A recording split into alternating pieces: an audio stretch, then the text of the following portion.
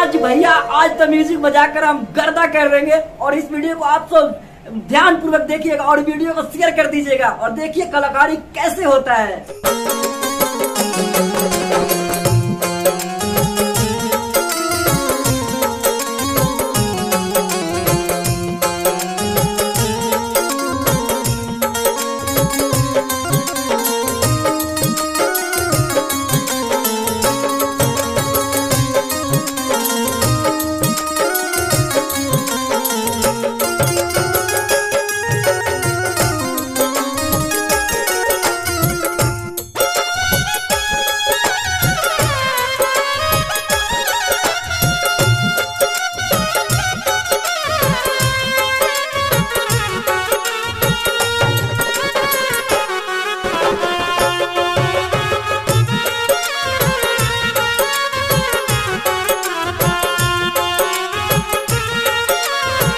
और कुछ लोग को कहना है कि एक ऑर्गन में ढोलक तबला नहीं होता है और बुर्बक बनाते हैं। आपको देखिए मैंने कितना बार बोला है कि भैया एक ऑर्गन से बहुत सारा काम कर सकते हैं। आप सब ध्यान दीजिए।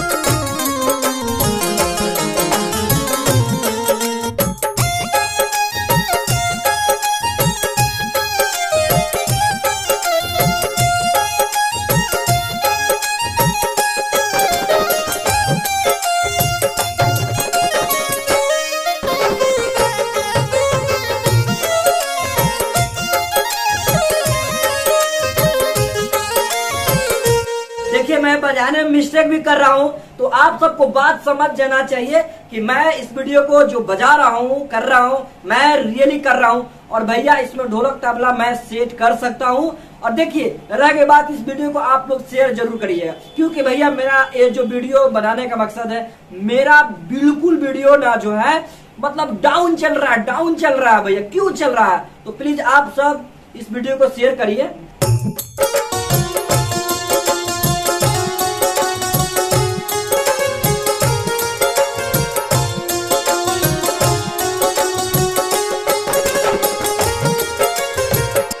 और मैं दूसरा बजा रहा हूं।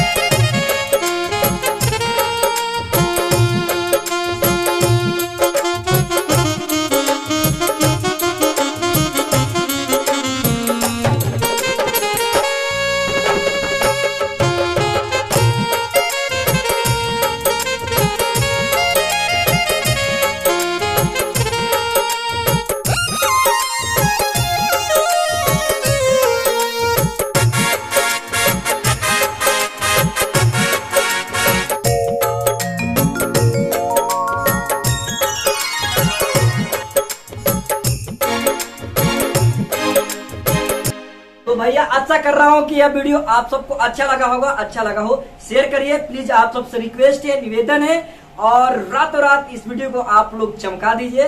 तो फिर से मिलेंगे नेक्स्ट वीडियो में, तब तक के लिए good take care, bye by.